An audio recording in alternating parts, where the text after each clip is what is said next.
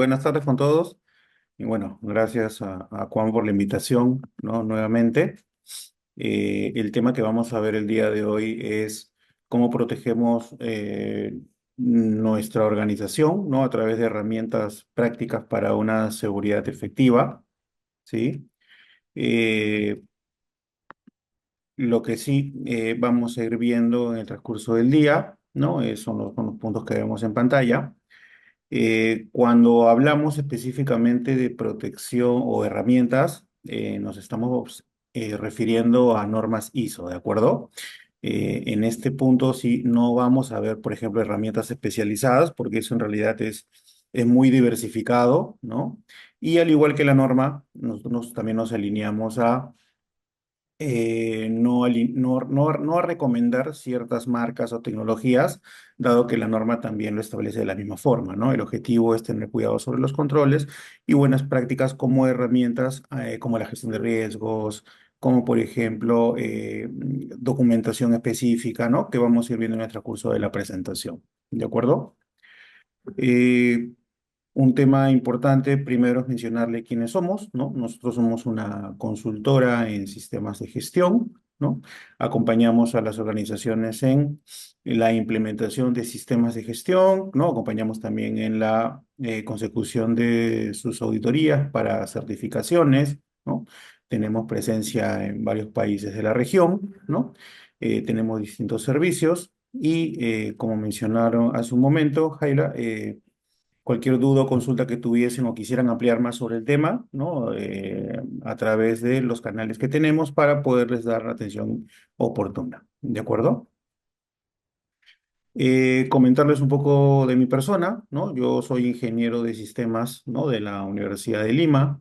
Eh, tengo una maestría en administración en la Universidad de San. También un diplomado en seguridad de la información y auditoría de sistemas de la Universidad Científica del Sur, ¿no? Y certificado como implementador líder, ¿no? En sistemas de gestión de seguridad de información, también como auditor líder y en gerencia de riesgos ISO 31000. Sí, también cuento con otras acreditaciones, ¿no? En herramientas de seguridad, ¿no? Y tengo ya más de 20 años de experiencia en el sector de seguridad de la información en distintas industrias, ¿de acuerdo?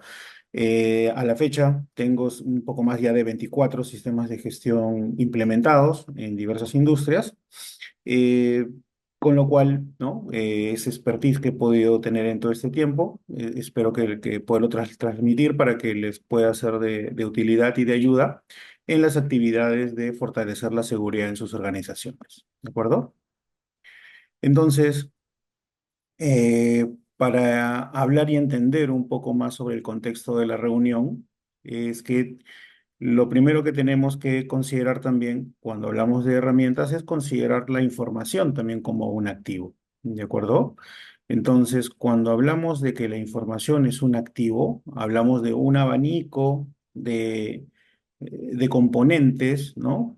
Que los cuales son utilizados por una organización para que pueda ser protegido. ¿Por qué? Porque esa información es la que se utiliza para poder brindar operación, servicios a diversos clientes, ¿no? Y esta información puede ser de repente datos personales de clientes, trabajadores, proveedores, ¿no? Contratos que podríamos tener con el personal interno, contratos con proveedores, con clientes, ¿no? Información financiera, que es muy importante en una organización, de repente la información de la nómina, ¿no?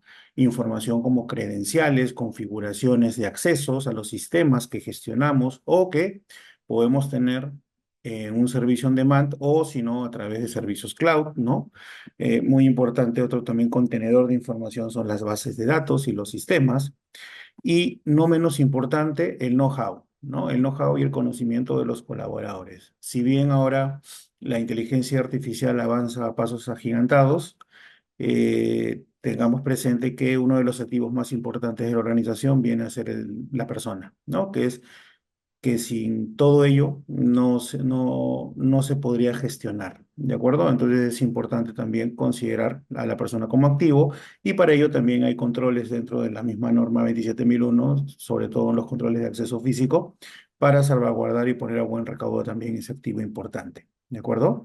Entonces, esta información también puede ser utilizada de distintos medios, ¿no? Como por ejemplo puede ser en formato digital, ¿no? Físico, el know-how, como mencionaba, de las personas, a pesar que ya estamos yendo hacia un mundo en el cual ya estamos utilizando menos papel, ¿no? Sin embargo, todavía son prácticas, dependiendo del tipo de sector, en las cuales se sigue utilizando y hay que sobre ello protegerlos y tener controles para poder salvaguardarlo, ¿de acuerdo?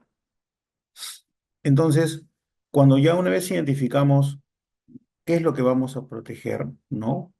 Tenemos que identificar, oye, qué puede ocurrir, ¿no? A esta información, a estos activos de información si no los protegemos, ¿no? Entonces, para ello, ¿no? Tenemos que establecer ciertos lineamientos, como por ejemplo, primero identificar cuáles son nuestras de repente fortalezas, cuáles son nuestras debilidades y cómo vamos a atender estas debilidades, ¿no? Por ejemplo, podríamos no tener un control adecuado sobre el acceso, ¿no? Lo cual puede conllevar a accesos no autorizados, ¿no? Y esto se transmite normalmente cuando otorgamos accesos, pero no validamos con los responsables, con los líderes, ¿no? Usuarios, porque también recordemos que las áreas de tecnología son áreas de soporte, ¿no? Son áreas de custodia. Ellos no son los dueños de la información. Entonces, es un trabajo de mano entre el área usuaria, que son los dueños de la información, con el área de tecnología, para asegurar, ¿no? Y revisar periódicamente que estos accesos, ¿no? Eh, no sean no autorizados, sino que se mantengan en el tiempo y que sean de acuerdo a lo que la lógica de negocio exige, ¿de acuerdo? Entonces también, ¿qué puede ocurrir si no protegemos también la información? Podemos perder datos, ¿no? Nos pueden sustraer datos. Muchas veces las incidencias de seguridad no solamente se dan porque o nos atacaron, o un phishing, o un ransomware, sino que a veces la misma pérdida de información proviene desde las mismas organizaciones. ¿De acuerdo? ¿Por qué? Porque tenemos controles débiles para controlar cierta información o documentación, ¿no? Aquí voy a parar un poquito porque muchas veces, ¿no? Y en algún momento todos hemos tenido un pasado en distintas organizaciones y a veces nos llevamos la información, ¿no? Diciendo, oye, esta información la voy a utilizar más adelante, ¿no? Y hay una estadística americana que dice que casi el 97,8% de las personas que se llevan documentación de la información de forma digital pensando que la van a volver a utilizar en un futuro, no lo utilizan, ¿no? Entonces, más es lo que terminamos haciendo espacio, ¿no? ¿Quién no ha hecho eso en algún momento, ¿no? Pero también no olvidemos que toda esa información, que si bien nosotros la podemos haber bosquejado, conceptualizado, es información de la organización, ¿no? Y por ende la propiedad intelectual es de la empresa. Entonces tengamos cuidado también sobre ello cuando gestionamos tipos de información y en algún momento la querramos utilizar para otros fines, ¿sí? Entonces, también, ¿qué puede ocurrir si es que no protegemos la información o no le damos la debida atención? Puede haber interrupción de datos, ¿no? Si no tenemos un adecuado control para la identificación de potenciales eventos, ¿no? Si no tenemos de repente los sistemas actualizados en sus últimas versiones, puede generar también fraudes y suplantaciones, ¿no? En el caso que una persona, supongamos, puede salir de vacaciones, ¿no? Lo ideal es que mientras la persona esté fuera de la institución, sus privilegios sean bloqueados, ¿no? O suspendidos y que las actividades que realizan pueden ser disgregadas a otra persona que la va a reemplazar y no compartir los usuarios porque la organización tiene que mantenerse, ¿no? Esto puede también ser utilizado como malas praxis, ¿no? En algún momento me tocó participar en actividades forenses, ¿no? En la cual se había identificado, ¿no? Por confidencialidad no puedo decir los nombres, ¿no? De las empresas, pero que una persona, una jefatura de justo de un área logística, se iba de vacaciones, ¿no? Había dejado su usuario y contraseña al grupo de trabajo con el cual trabajaba y con el tiempo se pudo identificar de que habían compras ficticias, ¿no? Entonces, ¿qué se estaba haciendo ahí en ese punto? Suplantaciones, ¿no? Lo cual incluso a esta empresa le generó casi cerca de 90.000 soles en pérdidas, porque se simularon compras de artículos que nunca llegaron a esta organización, ¿sí? O a ese almacén. Entonces, otros temas también que nos puede ocurrir, ¿no? Es que podamos tener incumplimientos legales o contractuales, ¿no? Hoy por hoy, por ejemplo, si hablamos de normas específicas y que trabajan directamente con sistemas de gestión o con temas de seguridad de la información, es lo que hoy conocemos como la Ley de Protección de Datos Personales. ¿no? Entonces, a veces cuando no conocemos muy bien la ley, pensamos de que, ok, esto es un tema que abarca solamente a la parte legal, ¿no? Sin embargo, a esto no solamente toca la parte legal, ¿no? Sino también toca a la parte de tecnología, ¿no? Porque obviamente en la tecnología se soporta, ¿no? Los sistemas que nos sirven para poder gestionar información, ¿no? Entonces, no solamente es la información que manejamos, sino para qué la manejamos, qué uso le vamos a dar a esa información, ¿no? ¿Por qué? Porque eso también puede generar daños reputacionales y pérdidas de clientes, ¿no? Entonces, si no tenemos un adecuado manejo de información, esto nos puede decantar en ello, ¿no? No sé si recordarán el caso del año pasado de un conocido banco, ¿no? Que se hizo público que sufrieron algunos ataques y esto normalmente siempre a veces genera pánico, ¿no? En donde sí, hubieron varios cierres de cuentas, ¿no? De ahí hubo una leve recuperación, pero en el momento, en ese instante de tiempo, ven que hubo un daño reputacional, ¿no? Por el manejo que se tuvo en ese entonces con esa vulnerabilidad que habían identificado, ¿sí?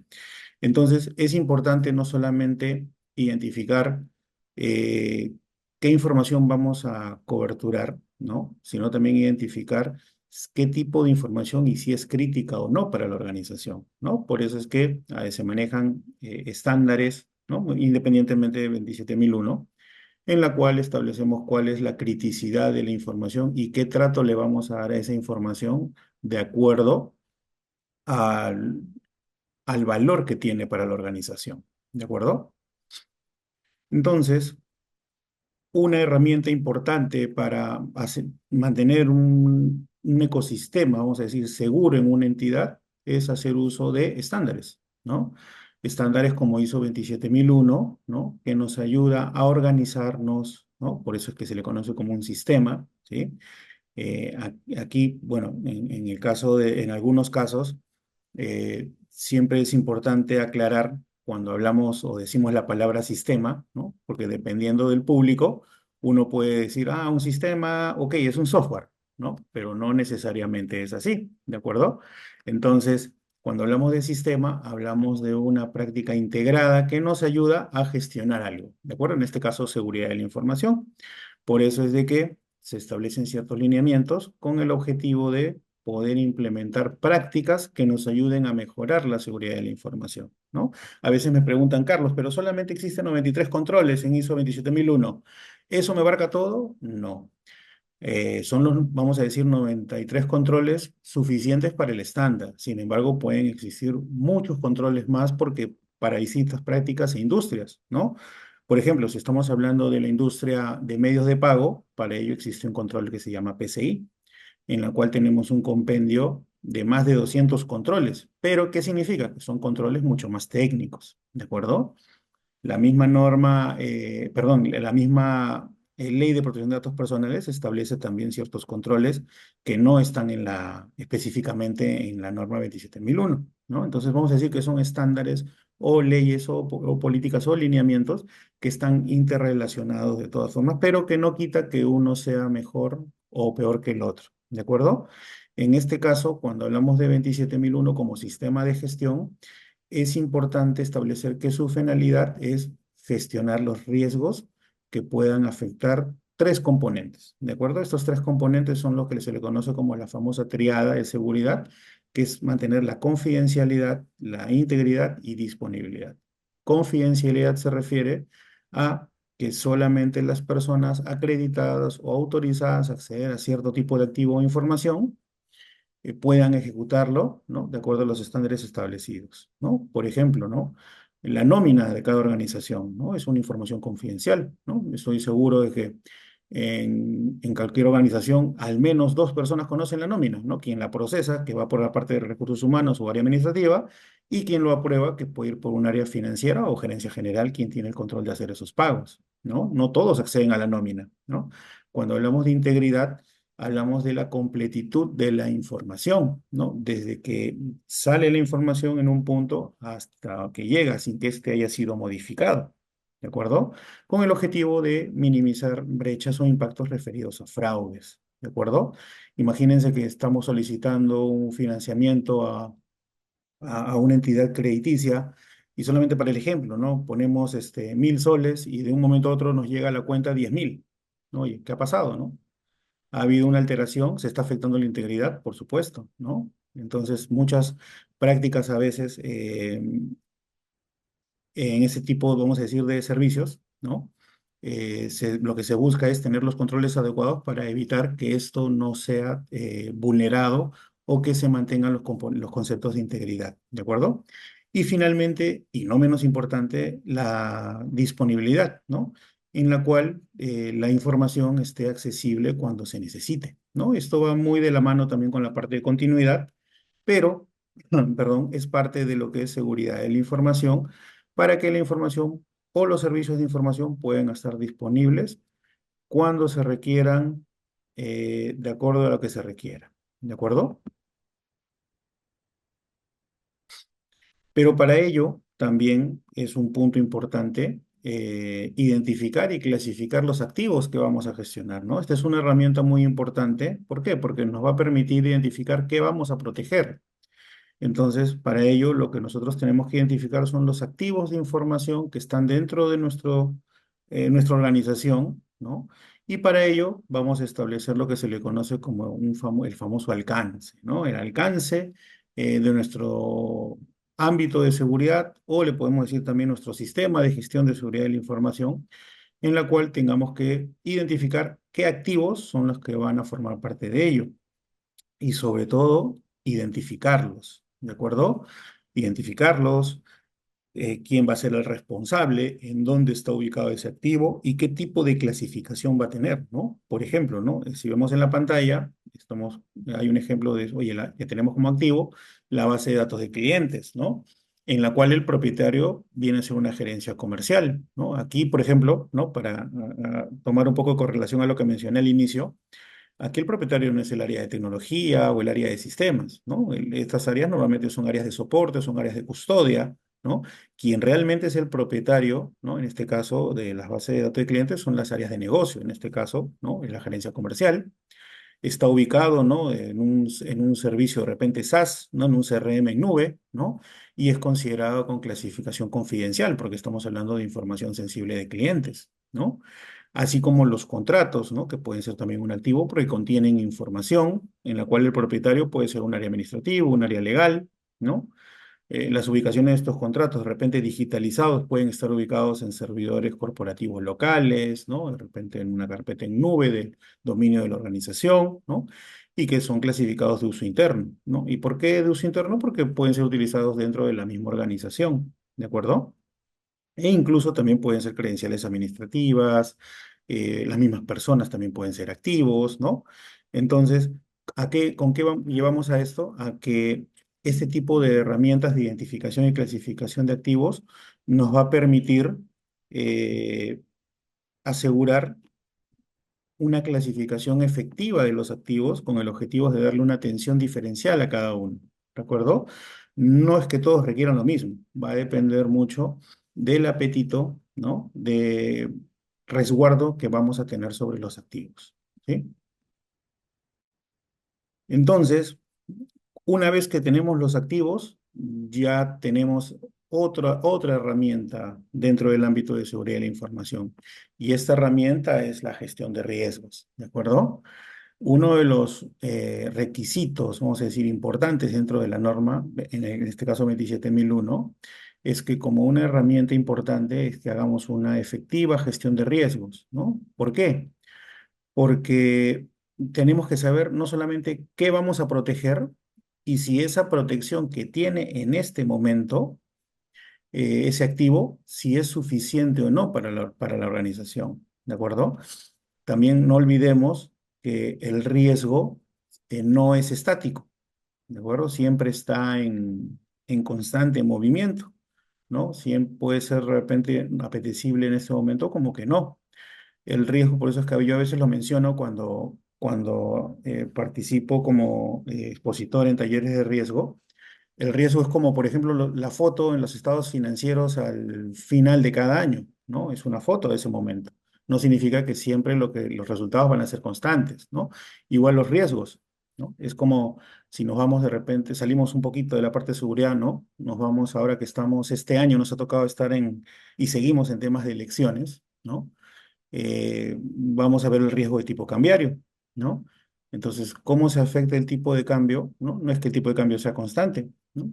Cuando estábamos cerca de repente a las fechas, ¿no? De elecciones y de repente salía un candidato que para muchas personas de repente no era el idóneo, ¿qué pasaba con el tipo de cambio? Se disparaba, ¿cierto? Pero post elecciones, independientemente de quién haya salido elegido, ¿no? Vamos a decir que los indicadores comienzan nuevamente a moverse, ¿no? Así como, por ejemplo, ahora que estamos hablando del riesgo también de tipo de cambio con respecto al costo del combustible, ¿no? Entonces hay ciertas variables que van a hacer de que este riesgo del costo siga subiendo, siga bajando. Y para ello existen variables, ¿no? Entonces, en este caso, una variable importante de medición, si lo hablamos desde el punto de vista macro, es lo que está pasando en Ucrania, ¿no? Con este, perdón, con Ucrania no, disculpen, con este problema que había entre Estados Unidos e Irán, ¿no? Con el bloqueo del Estrecho de Hormuz. Entonces, este tipo de situaciones también son variables exógenas que pueden ocasionar riesgos en el tipo cambiario si lo vemos de forma macro, ¿sí? Pero vamos a aterrizar un poco más en seguridad para no extendernos, ¿no? Entonces, para ello, como herramienta, lo que hacemos primero es identificar nuestro activo, ¿no? Una vez que identificamos nuestro activo, que en este caso puede ser una base de datos, identificamos ciertas amenazas, ¿no? Que puede ser, oye, un acceso no autorizado, ¿no? Una amenaza es algo negativo que pueda pasar. ¿Y esta amenaza cómo se puede materializar? Si se presentan debilidades o vulnerabilidades, ¿no? Por ejemplo, oye, usamos contraseñas débiles, nuestras políticas de contraseña no son las adecuadas, ¿no? Por ejemplo, para ello existen unas recomendaciones de distintas prácticas, ¿no? Por ejemplo, contraseñas mayores a 8 dígitos, ¿no? Que se cambien de repente periódicamente cada 90, 120, 180 días, ¿no? Entonces son prácticas que nos ayudan a asegurar de que esta vulnerabilidad sea menor, ¿no? Pero para el ejemplo, si tuviéramos contraseñas débiles, obviamente podría generarse accesos no autorizados porque podrían ser contraseñas muy adivinables. Y como consecuencia, ¿qué puede suscitarse, no? Exposición de información o pérdida de confianza, ¿no? Entonces, es importante conocer primero el activo, ¿no? Conocer qué es lo que le puede pasar a ese activo, a qué está expuesto, qué debilidades tiene, a- eh, cómo, lo que podría pasar negativamente con esa consecuencia, ¿no? Para nosotros pasar nuevamente a una evaluación posterior, que en este caso se llama tratamiento de riesgos, ¿de acuerdo? En la cual podamos determinar eh, cómo vamos a establecer los lineamientos para minimizar estos riesgos, ¿de acuerdo? ¿De qué nos sirve evaluar un riesgo? ¿No? Primero, evaluar un riesgo, lo que nos sirve es poder identificar el nivel de exposición, ¿no? De este activo y sobre ello, dependiendo la valoración que establezcamos, ¿qué vamos a hacer con este activo? ¿No? Vamos a aceptarlo, ¿no? De repente, oye, no vamos a hacer nada, ¿no? ¿Por qué? Porque posiblemente un control sea caro, ¿no? De repente requiere un control técnico, no tenemos presupuesto, somos conscientes, sí, que hay una amenaza, somos conscientes que hay un impacto, pero no tenemos los recursos. Entonces, ¿qué nos queda en este momento? Solamente aceptarlo o complementarlo con controles compensatorios, ¿no? Que nos ayuden al menos a minimizar en algo ese riesgo, ¿no? Sin embargo, si tuviéramos, vamos a decir, recursos, y los recursos, cuando hablo de ellos, no necesariamente estoy hablando de recursos monetarios, ¿no? Entonces, si tenemos los recursos para hacerlo, podríamos trabajar los riesgos a través de un tratamiento que nos permita minimizar ese riesgo, ¿de acuerdo? Y como herramienta importante en este punto es lo que se le conoce como una matriz de riesgos, ¿no? Donde vamos a plasmar toda la información de este riesgo, de este activo, lo vamos a valorar, ¿no? Con el objetivo de identificar qué riesgo vamos a atender primero, ¿no? Entonces, si ven en la pantalla, producto de la probabilidad de impacto nos da un resultado, ¿no? Y ese scoring de ese resultado nos va a permitir poder identificar el nivel de riesgo, ¿no? Que pueden ser crítico, alto, moderado, bajo, ¿no? Y sobre todo determinar cuál voy a atender primero, cuál es de más importancia para la organización, cuál nos podría golpear, ¿no? Más en el caso de materializarse. ¿De acuerdo? Entonces, una vez que ya identificamos ello, lo que procedemos a hacer, como mencioné hace un momento, es hacer un tratamiento. Pero Carlos, ¿qué es un tratamiento? ¿No? Un tratamiento es implementar controles, ¿de acuerdo? ¿Cuál es la única forma, vamos a decir, de minimizar riesgos? Implementando controles. ¿Y qué controles tengo que implementar? ¿No? Para eso existe el anexo A de la norma 27001, donde establecen una serie de controles, que son 93, ¿no? Tanto entre controles organizacionales, de personas, físicos y tecnológicos, con el objetivo de implementarlos y posteriormente volver a evaluar nuevamente ese riesgo y poder confirmar si ese control ha sido eficiente para poder minimizar ese riesgo. ¿De acuerdo? Pero acá hay un tema importante, ¿no? No significa que implemento el control e inmediatamente hago mi valoración y ya terminé, ¿no? Uno tiene que darle un tiempo, ¿no? Por eso es que cuando uno implementa un control, tiene que darle un tiempo, ¿no? 3 meses, 6 meses, para poder nuevamente volver a reevaluarlo. ¿Y por qué esto es importante? Porque tiene que ser ejecutado en la práctica, ¿sí? No es una gestión de riesgos en el ordenador, solamente para que quede bonito en el papel, ¿no? Tiene que ser real. Es como, por ejemplo, si ustedes van al doctor para atenderse de repente por una gripe, ¿no? Una infección. Y el doctor de repente les dice, ok, para el dolor de garganta, de repente tómense este jarabe, ¿no? Y lo que siempre dicen, ¿no? 8 mililitros, 10 mililitros, 3 veces al día durante 5 días, ¿no?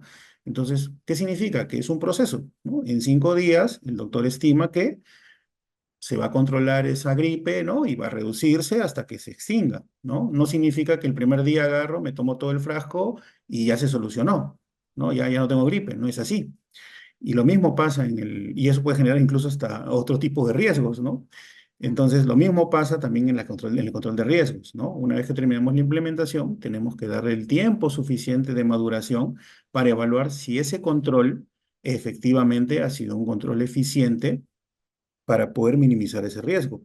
Aquí pueden pasar dos cosas, que efectivamente el control minimizó el riesgo, como que también el control de repente fue insuficiente, ¿no? Sí, o sea, nos ayudó, pero no terminó minimizando el riesgo. Entonces aquí volvemos nuevamente a evaluar qué otros controles podríamos implementar para poder minimizar esos riesgos hasta el punto en la cual como organización decimos, ok, puedo vivir tranquilo con este riesgo, ¿no? Sé que existe, no lo puedo eliminar, ¿sí? La única forma de eliminar un riesgo es que dejemos de hacer lo que estemos haciendo y el último apaga la luz, y en la cual digamos, ok, puedo vivir con este riesgo, ¿de acuerdo? Está controlado, ¿no? Y lo voy a monitorear periódicamente con el objetivo de que en algún momento este riesgo no, de lo que es de repente controlado, bajo, medio, no se dispare nuevamente a un crítico o a un alto, ¿sí? Porque como les mencionaba, los riesgos eh, no son estáticos en el tiempo, ¿de acuerdo? Entonces, cuando seleccionamos esos controles para implementar y minimizar los riesgos, normalmente los utilizamos de la declaración de aplicabilidad o como en ISO 27001 lo conocemos como el famoso SOA, ¿no? En este SOA lo que tenemos definido son cuáles son los controles que vamos a desarrollar o que están desarrollados para nuestro sistema de gestión y cuáles son estos controles que nos van a permitir minimizar estos riesgos, ¿de acuerdo? Obviamente, en esta declaración de aplicabilidad, como su nombre dice, tenemos que declarar si aplican o no aplican los controles, ¿no? En este caso, para este ejemplo, podemos indicar, oye, necesitamos un control, ¿no? De gestión de accesos, ¿no? ¿Aplica? Sí. ¿Por qué? Porque nos va a permitir minimizar el riesgo de acceso no autorizados, ¿no? ¿Y este control en qué situación está? Oye, lo tenemos implementado y tenemos nuestra justificación, ¿de acuerdo?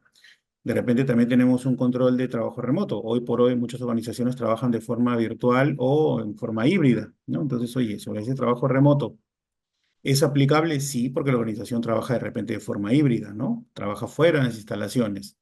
Oye, ¿en qué estado se encuentra? Ah, mira, todavía estamos en un proceso de implementación o de implementación parcial. ¿Y por qué? Porque de repente a nivel técnico sí lo hemos efectuado, pero de repente a nivel contractual todavía, ¿no? Puede darse el caso. Muchas organizaciones trabajan en modo virtual, ¿no? Ustedes saben que esto apareció a raíz de la pandemia, ¿no? Pero de repente no regularizaron los contratos, ¿no? De repente con adendas, en la cual Ya incluso hay una ley acá en Perú que es la ley de teletrabajo, ¿no? En la cual hay ciertos beneficios con el objetivo de que, beneficios compartidos, con el objetivo de que el trabajador pueda desempeñar sus funciones desde su domicilio, ¿no? Entonces, no solamente es, darte un equipo con la seguridad del caso, sino también en cumplimiento de las leyes y estándares locales, ¿no? O en el caso, ¿no? De repente podemos tener el control de desarrollo seguro, en este caso no aplica. ¿Por qué? Porque nosotros de repente como organización no desarrollamos software, nosotros no accedemos a fuentes, nosotros utilizamos sistemas, sí, pero las fuentes o el dueño del sistema es un tercero, es un proveedor. Nosotros solamente hacemos uso, ¿no? Entonces, en ese caso no es aplicable. ¿Por qué? Porque por mi modelo de negocio no requiero hacer cambios sobre esa aplicación. Al contrario, cuando requiera hacer algún cambio, producto de una regulación o una mejora, se lo pido al proveedor para que lo haga e inmediatamente lo va a ejecutar, ¿no? Entonces, es importante, ¿no? Como una herramienta adicional, que cuando trabajamos con 27001, con sistemas de gestión, tengamos claro y documentado esta famosa declaración de aplicabilidad para determinar qué controles sobre mi práctica van a aplicar o cuáles no.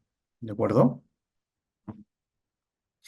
Entonces, también y no menos importante, es que como herramientas que acompañan a un sistema de gestión son los famosos indicadores, ¿sí? ¿Por qué? Porque nos va a permitir conocer, ¿no? El nivel de funcionamiento de los controles, ¿no?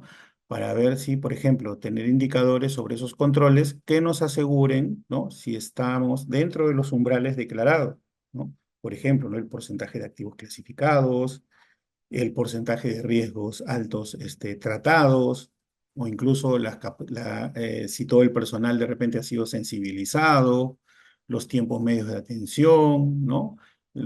Incluso podemos asociarlos a temas referidos a continuidad de negocio, ¿no? Como por ejemplo si se cumplen los RTOs, los RPOs, ¿no?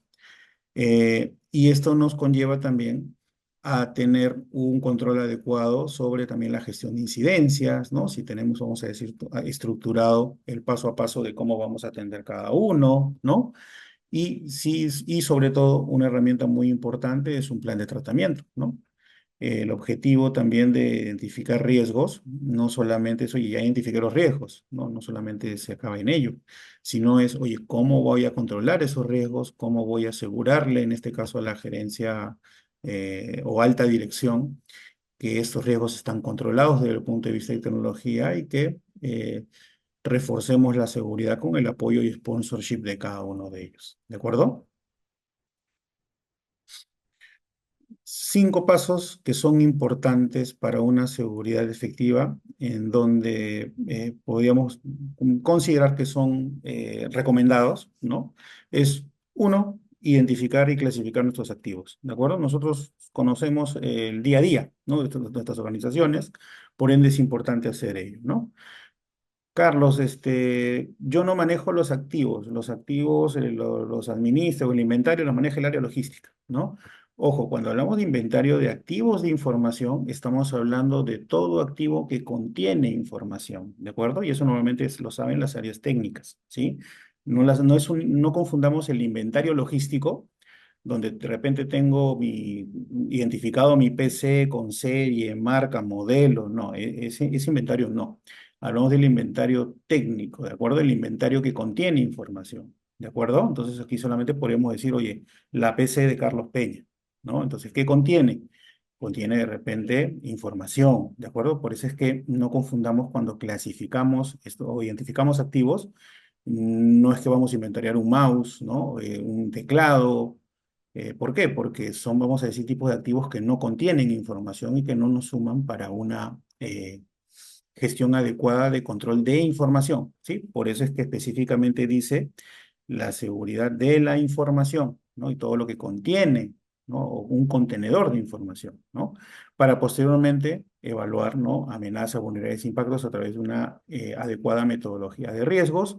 Normalmente las metodologías de riesgo más utilizadas que se usan en el mercado están bajo 2 ISOs, ¿no? Que puede ser la ISO 27005, que es la ISO en seguridad del perdón, es la ISO en gestión de riesgos solamente de seguridad de la información, o tenemos la ISO 31000 de gerencia de riesgos, ¿no? ¿Podemos utilizar cualquiera de los dos? Cualquiera, ¿no? Eh, pero sí, tengamos ahí en cuenta que la 27005 está referida específicamente sobre información y la 31000 es abierta, donde se puede incorporar las de seguridad de información, otro tipo de gestión de riesgos, operativos, cambiarios, ¿no?